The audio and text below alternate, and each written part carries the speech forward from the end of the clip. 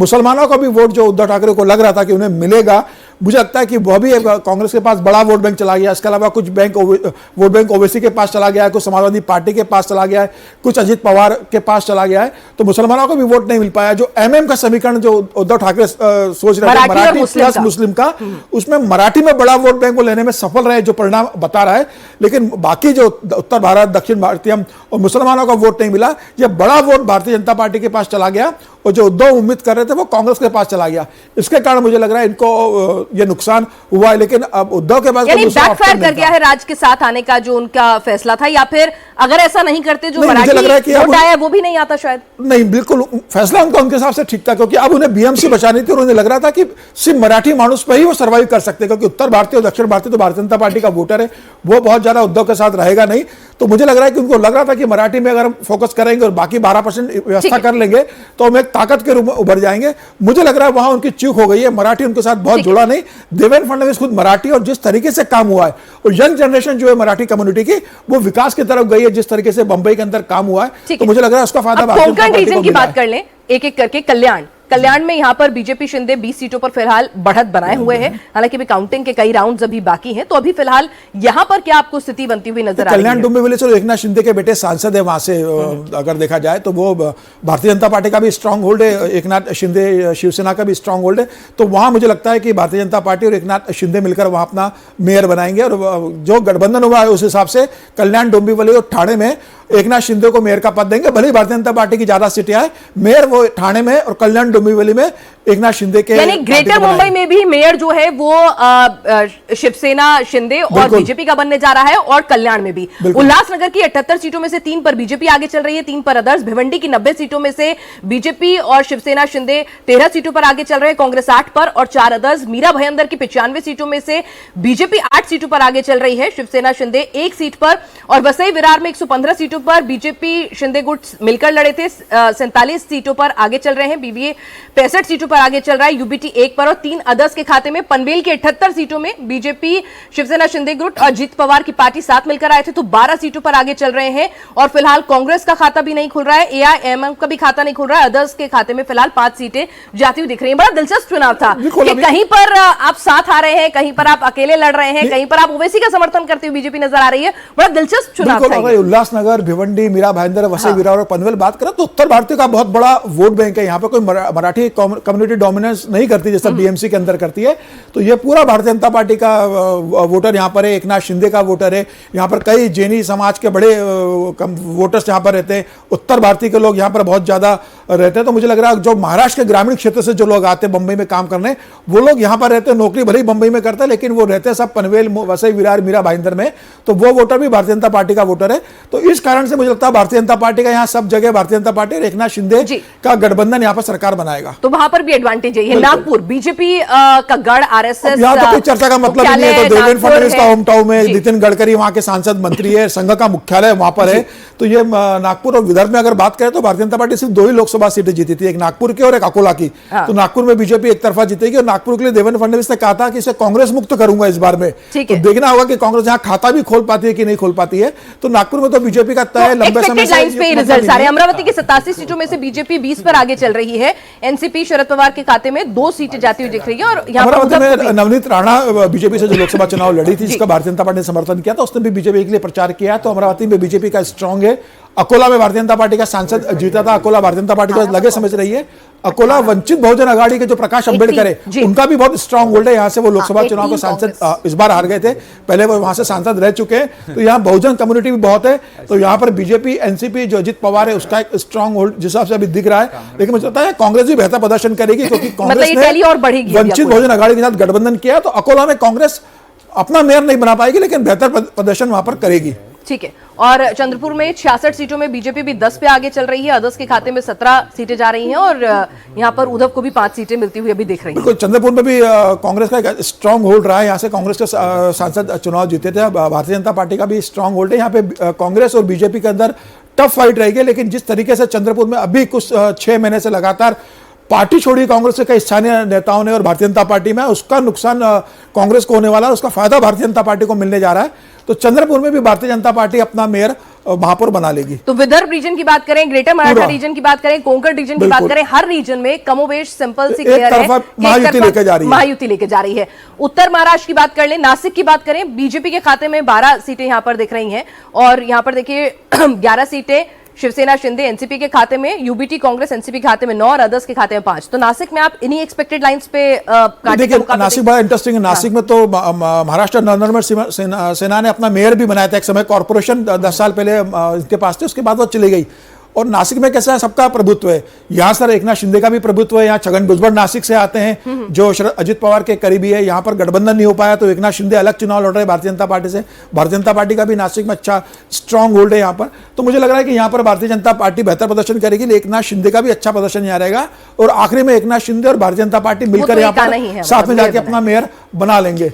जलगांव तो जो अभी देवेंद्र फडणवीस है उनके जो बहुत करीबी है गिरीश महाजन मंत्री, जो बड़े नेता हैं, उनका होम टाउन है जलगांव। तो जलगांव में भारतीय जनता पार्टी बेहतर प्रदर्शन करेगी। यहाँ शिवसेना के साथ गठबंधन है, यहाँ कोई दिक्कत नहीं, यहाँ भारतीय जनता पार्टी बनाएगी। यहाँ लेकिन राष्ट्रवादी कांग्रेस का भी अच्छा है जलगांव में, क्योंकि यहाँ से जलगांव से राष्ट्रवादी कांग्रेस के कई बड़े नेता है स्थानीय। तो वहाँ ये देखना पड़ेगा कि क्या एनसीपी वहाँ कुछ बेहतर प्रदर्शन कर पाती है कि नहीं कर पाती है। धुले में भारतीय जनता पार्टी का स्ट्रांग है। कई यहाँ पर ऐसे पॉकेट है जहाँ मुस्लिम डोमिनेंस ज्यादा है धुले के अंदर और ग्रामीण कम्युनिटी बहुत ज्यादा है यहाँ पर। भारतीय जनता पार्टी का यहाँ पर संघ का बहुत स्ट्रांग वर्क है, तो बीजेपी यहाँ बेहतर प्रदर्शन करेगी। हालांकि कांग्रेस भी यहाँ अच्छा प्रदर्शन करेगी। फिलहाल यहाँ खाते दिखने ओपन नहीं हो रहा है, लेकिन मुझे लग रहा है कांग्रेस को भी यहाँ कुछ सीट मिलेगी। मालेगांव की बात करें तो मालेगांव मुस्लिम डोमिनेंस क्षेत्र है। मालेगांव में जो दंगा हुआ था और जिस तरीके से प्रज्ञा भारती का जो मामला आया था, भोपाल जो सांसद थी उसका मामला रहा, कर्नल पुरोहित का मामला मालेगांव में रहा था। ओबीसी ने भी यहाँ बहुत चुनाव प्रचार किया मालेगांव के अंदर। और 3 सीटों पर मुझे लग रहा है यहाँ पर मुस्लिम वोट ओबीसी की तरफ भी जा रहा है, कांग्रेस को उसका नुकसान हो रहा है। यहाँ पर बीजेपी का भी स्ट्रांग होल्ड है, तो बीजेपी का कारण यहाँ पर एकनाथ शिंदे का जो गठबंधन है उसका फायदा दोनों साथ मिलकर लड़ रहे हैं। तो हिंदुत्व वोट पोलराइज हो रहा है, तो ये कहीं ना कहीं उनको एडेड एडवांटेज और मुस्लिम वोट जो है यहाँ पर बट रहा है। पश्चिम महाराष्ट्र की बात करें, पुणे की बात करें, 162 सीटों में से 55 पर बीजेपी बढ़त बनाए हुए है। शिंदे सेना का अभी खाता नहीं खुला है। एनसीपी अजीत पवार और एनसीपी यहाँ पर साथ मिलकर आया था, परिवार फैमिली एक हुई थी पुणे के अंदर। तो 21 सीटें यहाँ पर अभी बढ़त बनाते हुए नजर आ रही। तो एक्सपेक्टेड लाइन पुणे में अगर 2017 का भी देखें तो भारतीय जनता पार्टी की 97 सीटें थी और भारतीय जनता पार्टी ने अपना मेयर बनाया था। अभी यहाँ के जो सांसद है वो केंद्र के अंदर मुरलीधर मोहोळ मंत्री भी है, वो अभी वहां से सांसद है। पुणे के पालक मंत्री अजित पवार है। अजित पवार और शरद पवार का एक समय गढ़ रहा है पुणे। मुंबई के बाद सबसे बड़ा आर्थिक कैपिटल पुणे है महाराष्ट्र के अंदर। तो वहां अजित पवार और शरद पवार को लग रहा था कि ये हमारा गढ़ हमारे हाथ से ना निकले, तो उन्होंने वहां गठबंधन किया था। लेकिन मुझे लग रहा है कि भारतीय जनता पार्टी का स्ट्रांग होल्ड है, संघ का वहां बहुत जमीन स्तर पर काम है। देवेंद्र फडणवीस की एक बड़ी अपील है, मराठी एक बड़ी कम्युनिटी पुणे के अंदर रहती है, वो मराठी वोट भारतीय जनता पार्टी के साथ जा रहा है और इसी कारण मुझे लग रहा है कि पुणे में भी भारतीय जनता पार्टी अपना मेयर बनाने जा रही है। जो सबसे बड़ा आर्थिक कैपिटल है बंबई के बाद पुणे है, ठीक है। और पिंपरी चिंचवड़ में भारतीय जनता पार्टी बनाएगी। बेसिकली पुणे और पिंपरी चिंचवड़ एक ही पुणे में ही आते हैं, दोनों को बांट दिया गया है। तो पुणे चिंचवड़ जितने भी इंडस्ट्रियल एरिया है, मतलब पुणे पिंपरी बड़ा इंडस्ट्रियल बेल्ट है, यहाँ पर सारे उद्योग यहीं पर लगे हैं। यहाँ भी भारतीय जनता पार्टी का स्ट्रांग होल्ड है। कुछ पॉकेट्स में शिवसेना का भी है, अजित पवार का भी कुछ क्षेत्रों में है। तो यहाँ पर मुझे लग रहा है कि नंबर 1 पर भारतीय जनता पार्टी रहेगी, नंबर 2 पर राष्ट्रवादी कांग्रेस पार्टी रह सकती है और भारतीय जनता पार्टी और शिवसेना मिलकर यहाँ पर अपना मेयर बना लेंगे। और सोलापुर में 102 सीटों में से भी 45 पर बीजेपी आगे चल रही है। इस बीच एक ब्रेकिंग आ रही है प्राची जी। बिल्कुल, देखिए बड़ी खबर बता देते हैं। बीएमसी में बीजेपी 80 पर, शिंदे गुट की बात करें तो 20 पर, उद्धव 55 और राज ठाकरे 9 सीट पर आगे चल रहे हैं। बीएमसी में कांग्रेस 11 सीट पर आगे चल रही है। ये बड़ी खबर इस वक्त आपको बता रहे हैं, लेटेस्ट आंकड़े हैं जो इस वक्त आपके सामने हैं। और 100 सीटों पर बढ़त बना ली है बीजेपी प्लस ने, यानी बीजेपी और शिंदे गुट का जो गठबंधन था उसने 100 सीट पर बढ़त बना ली है और 64 सीट पर ठाकरे ब्रदर्स नजर आ रहे हैं। कांग्रेस 11 के आंकड़े पर ही अभी स्थिर नजर आ रही है, जबकि अगर अजीत पवार की बात करें तो कोई कमाल वो नहीं कर पा रहे। 1 सीट पर उन्होंने बढ़त बनाई है। यहाँ जो जोड़ी है बीजेपी की और शिवसेना शिंदे गुट की अगर बात कर लें तो वो पूरी तौर पर कह सकते हैं कि बीएमसी में फिलहाल कमाल करती हुई नजर आ रही है। और 100 सीटों पर बीएमसी में शिंदे और बीजेपी मिलकर, यानी देवेंद्र फडणवीस और शिंदे मिलकर बढ़त बनाए हुए हैं। आप इस पर क्या कहेंगे अवधेश? देखिए, इसका एक महत्वपूर्ण विश्लेषण यह है कि भारतीय जनता पार्टी ठाकरे परिवार के बगैर अगर शिंदे के साथ वह बहुमत प्राप्त कर लेती है मुंबई नगर पालिका में, तो इसका मतलब महाराष्ट्र की राजनीति पूरी तरह बदल चुकी है। अब वहाँ शिवसेना उद्धव ठाकरे के लिए स्थान की गुंजाइश नहीं बची है, क्योंकि बाकी जगह तो वो साफ हो चुके हैं। अगर भारतीय जनता पार्टी अब की जो संभावना है, अभी 46 सीटों का ट्रेंड हमारे पास नहीं है, 100 पर अगर पहुंच गए हैं तो अब यह स्पष्ट लग रहा है कि वो बहुमत तक पहुंच जाएंगे। तो इसके बावजूद कि आपने अपनी पूरी ताकत लगा दी, मराठी मुस्लिम सब लगाया, पूरा एग्रेसिवनेस लिया, फिर आपने सहानुभूति पाने की प्राप्त की और आपकी मूल ताकत वहां थी कि किसी प्रकार से हमारा मेयर हो, तो उस अगर वो मेयर अभी तक नहीं बना पाने में सफल रहे हैं तो फिर ये बहुत बड़ा परिणाम, इससे बड़ा आघात, ये अंतिम आघात है शिवसेना ठाकरे पर। और मेरा अपना मानना है कि इसके बाद चूंकि बीएमसी किसी भी नगर पालिका में दल बदल कानून लागू नहीं होता है और जो वार्ड होते हैं, ठेकेदार होते हैं और जो वहां के बजट है, उसके बाद बहुत समस्या पैदा होने वाली है। ये संभव है कि इसमें से ज्यादातर धीरे धीरे जो वार्ड के मेंबर होंगे वो दूसरी ओर जाएंगे। विधानसभा में भी ये स्थिति हो सकती है, लोकसभा में भी ये स्थिति है। ये मुंबई नगर पालिका के चुनाव ऊपर से लेकर नीचे तक, ये उद्धव ठाकरे परिवार के लिए, उसकी राजनीति के लिए मैं समझता हूं कि एक चुनाव के बाद, 2 चुनाव के बाद तीसरे चुनाव में ऐसा धक्का है जिससे उबरना कठिन होगा। बिल्कुल, आप परिवार के मनमुटाव सबको पीछे रखते हुए साथ आ भी जाते हैं, आप ऐसा गठबंधन बनाते हैं जिसमें मनभेद है, उसके साथ भी आप साथ इकट्ठे एक तरफ आते हैं। आइडियोलॉजी भी आपकी अलग अलग है पूरी, उसके बावजूद भी आप साथ आते हैं, वो काम करता हुआ नजर नहीं आ रहा है आरती जी। लेकिन ठाकरे ब्रदर्स के लिए, उनकी लेगेसी के लिए जो हो रहा है सो हो रहा है।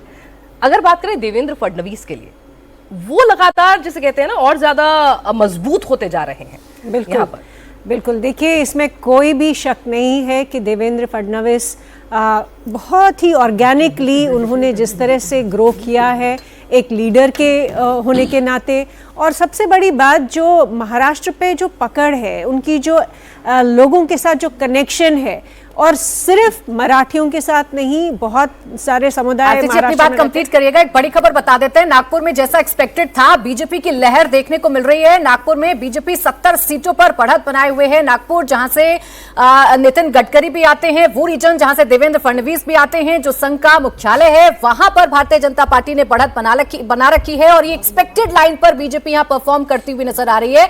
नागपुर में बीजेपी की जबरदस्त बढ़त की खबरें सामने आ रही है। 70 सीटों पर नागपुर में बीजेपी ने बढ़त बना ली है।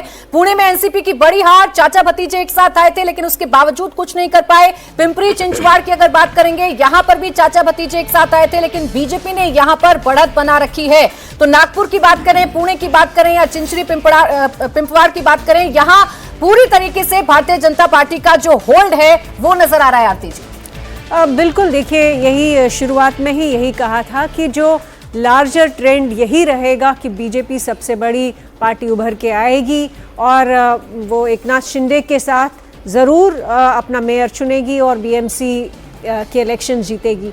लेकिन जहाँ तक बात आती है उद्धव ठाकरे की, मुझे लगता है ये कहना बहुत ज़रूरी है इस वक्त कि उद्धव ठाकरे ने कोशिश कर रहे हैं अपना ग्राउंड रिट्रीव करने की, लेकिन जो उन्होंने डैमेज अपनी पार्टी को किया उस वक्त जब वो बीजेपी के साथ नाता तोड़ा और वो चले गए एनसीपी के साथ और कांग्रेस के साथ चले गए, जो आइडियोलॉजिकली उन्होंने अपनी पार्टी को डैमेज किया है, मुझे लगता है उसको रिट्रीव करना बहुत आसान नहीं था। और अभी देख भी रहे हैं कि बेशक इम्प्रूव किया हो अपनी टैली, बेशक अपनी जो कंट्रोल है, फाइनेंशियल कंट्रोल, उसके लिए लड़ रहे हैं, लेकिन क्या वो वापस वही बनेंगे या कह सकते हैं कि जो बाला साहब ठाकरे की जो लेगेसी है, क्या उसको वापस वो रिट्रीव कर पाएंगे? मुझे लगता है बाला साहब ठाकरे से अगर आप देखें कई दशकों में मुंबई भी बदल गई है, मुंबई का मिजाज भी बदल गया है। बिल्कुल, मुंबई में ऐसा नहीं है कि मराठी का ही बोलबाला है। बिल्कुल,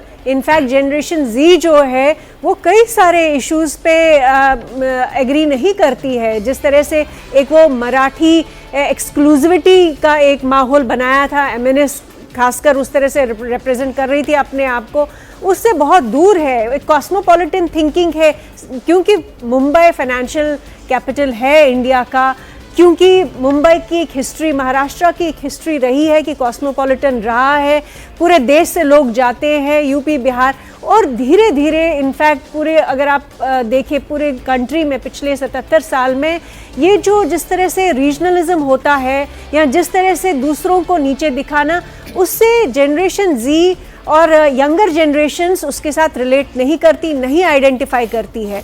इसका खामियाजा भुगतना पड़ रहा है उन सब पार्टीज को जो बहुत ही ज्यादा नैरो फोकस लेके चलती है। इसीलिए देवेंद्र फडणवीस जो है, मुझे लगता है उनकी अगर आप इलेक्टोरल पॉलिटिक्स समझे, उनकी स्ट्रैटेजी समझे कि वो बहुत सारे डेमोग्राफिक्स को अपने साथ रख रहे हैं, यंग डेमोग्राफिक उनके साथ है, और मराठी रंग भी लेकर आई। अभी जो तस्वीर है या जिस तरीके से टैली हमें बता रही है, वो ये समझ में आ रहा है कि भारतीय जनता पार्टी ने जो रणनीति बनाई थी, देवेंद्र फडणवीस ने जो रणनीति बनाई थी, उसमें वो कामयाब हो गए हैं। जबकि पूरी ताकत ठाकरे ब्रदर्स ने झोंक दी थी, चाहे वो मराठी अस्मिता की बार बार बात करना हो, बार बार हिंदी भाषा पर टारगेट करना हो, ये सारी बातें थी जो राज ठाकरे और उद्धव ठाकरे लगातार कर रहे थे। लेकिन उसका कोई बहुत ज्यादा असर हुआ है, बहुत ज्यादा फायदा ठाकरे ब्रदर्स को हुआ है, ऐसा कम से कम टैली देखकर तो समझ में नहीं आता है। अब सवाल आगे यह है अजीत जी कि आगे क्या, अब यहां से ठाकरे ब्रदर्स की सियासत में आप क्या मोड़ देखेंगे या क्या इसकी दिशा और दशा आप देखेंगे?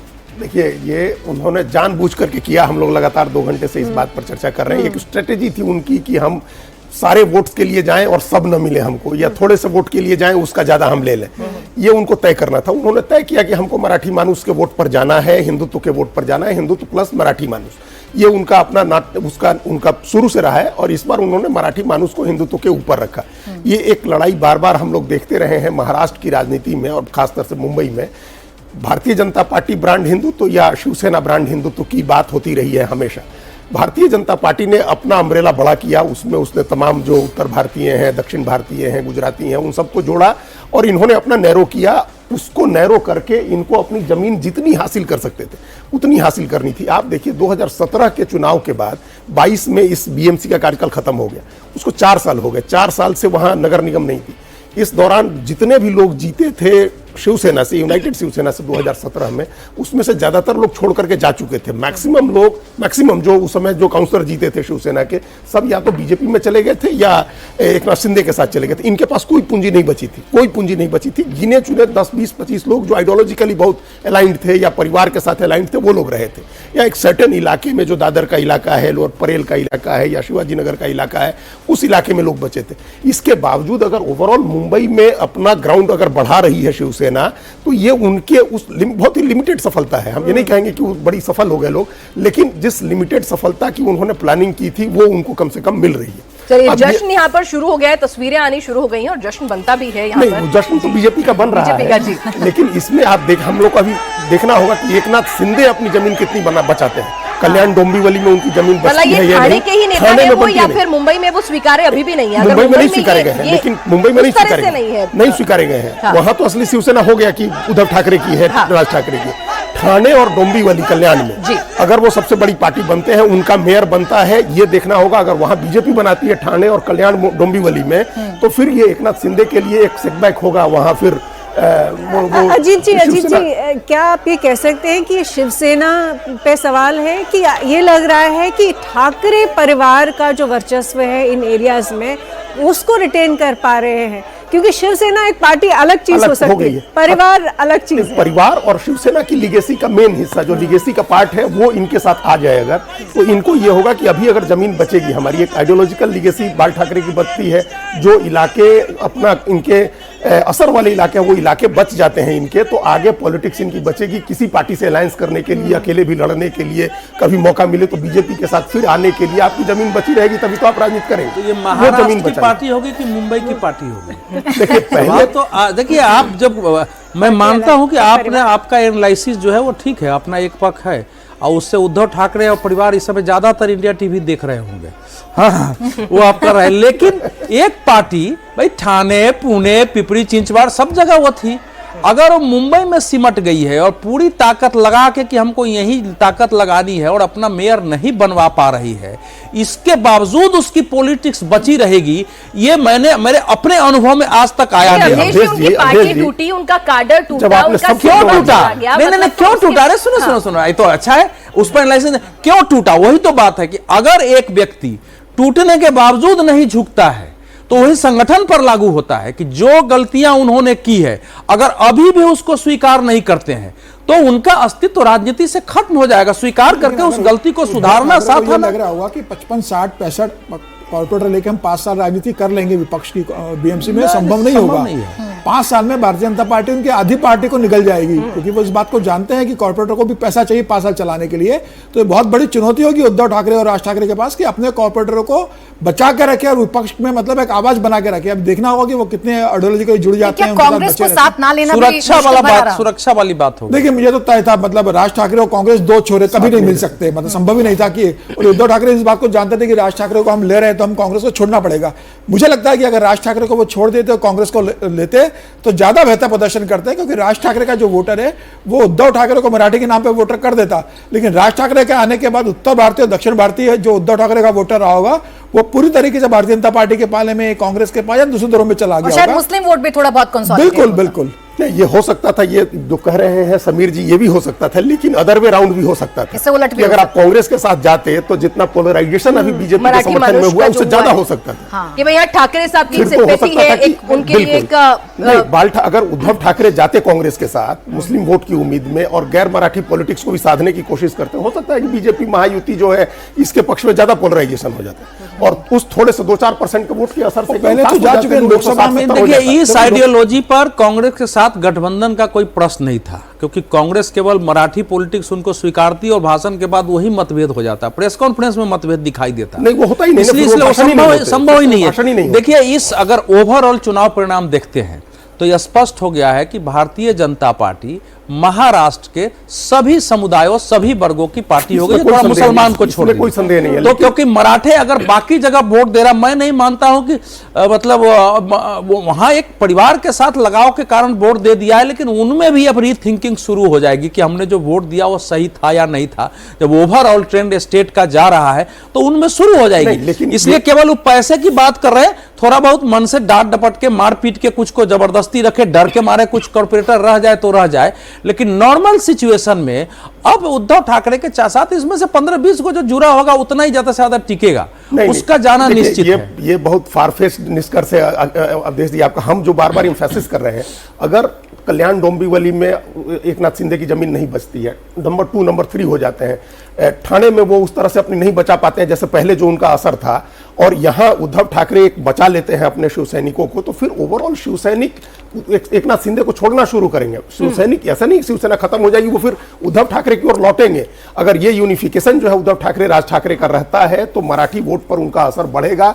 वो अपने पुराने इलाके जो वो लोग गंवा चुके हैं उसको रिक्लेम करने की कोशिश करेंगे। कामयाब होंगे या नहीं होंगे यह नहीं, उद्धव की कामयाबी उतनी नहीं है, शिंदे को कमजोर करने में वो जरूर कामयाब हो रहे हैं, अगर इसको इस तरह से इंटरप्रेट करें। नहीं देखिए, बीएमसी में तो वैसे भी एक नाथ शिंदे कोई बहुत बड़ी ताकत नहीं थी। बीएमसी के अंदर तो उद्धव ठाकरे परिवार ही ताकत रहा था, जो भारतीय जनता पार्टी भी जानती थी।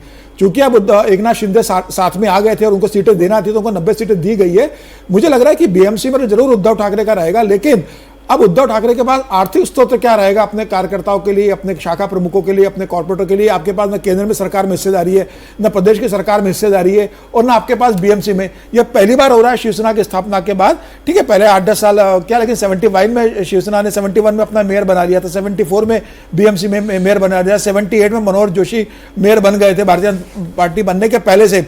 तो बीएमसी में उद्धव ठाकरे का एक मतलब शिवसेना की एक कमाई का जरिया रहा था, जिससे शिवसेना भी चलती थी, शिवसेना के कार्यकर्ता भी चलते थे, और शिवसेना की जो शाखा है उसका भी खर्चा चलता था। अब शिवसेना के पास पैसा कहां से आएगा? न प्रदेश की सरकार में आपकी कोई भूमिका है, न बीएमसी में भूमिका है, तो आपके पास खर्चे के लिए पैसा नहीं रहेगा। तो कॉर्पोरेटर को बचा के रखना 5 साल, मुझे लगता है ठाणे का हम जिक्र कर रहे हैं बार बार। हालांकि पार्टी ब्रेकअप तो नहीं है, लेकिन अगर बीजेपी और शिंदे की बात कर लें तो 18 सीट पर इन्होंने बढ़त बना रखी है, जबकि यूबीटी, एनसीपी और एसपी की बात करें तो ये 8 सीटों पर इन्होंने बढ़त बनाई है। अब शिंदे गुट यहां से कितनी सीटों पर आगे है, बीजेपी कितनी सीटों पर आगे है, ये ब्रेकअप आना अभी बाकी है, लेकिन फिलहाल ओवरऑल इन दोनों का जो गठबंधन है वो कह सकते हैं कि उन्होंने बढ़त बना रखी है, वो आगे चल रहे हैं। ठाणे की कुल 131 सीटों में से 18 सीटों पर बीजेपी और शिंदे एक साथ, यानी देवेंद्र फडणवीस और शिंदे आगे चल रहे हैं, जबकि अगर यूबीटी की बात कर लें तो वो 8 सीटों पर आगे चल रहे हैं। अब ये आंकड़े अगर समझें अजीत जी, ये किस तरीके से आप समझाएंगे? ठाणे का आप बार बार जिक्र कर रहे थे, हालांकि शिंदे ने कितना लिया ये देखना दिलचस्प होगा। अलग उनका दोनों की टैली आए तब पता चले, लेकिन वो ठाणे के ही नेता हैं, ठाणे से ही उन्होंने अपना करियर शुरू किया, बहुत नीचे से। और आनंद दीघे बड़े नेता थे जिनके साथ, जिनके शिष्य थे, वो आनंद दीघे के साथ राजनीति करके वो बड़े हुए, आगे बढ़े और उनको बड़ा महत्व बाल ठाकरे ने दिया। वो अगर उस ठाणे को उस तरह से नहीं बचा पाते हैं जिस तरह से उनका पहले वर्चस्व रहा है, उनकी पार्टी का एमपी है, बगल वहां कल्याण डोंबिवली से उनके बेटे एमपी हैं, अगर ये दोनों वो नहीं बचाते हैं तो बीजेपी की नजर में उनका कद तो कम होगा ना। बीजेपी में उनकी हैसियत, ऐसे भी लोकसभा चुनाव में ज्यादा सीटें जीत नहीं पाए वो, तो उनकी हैसियत कम होगी।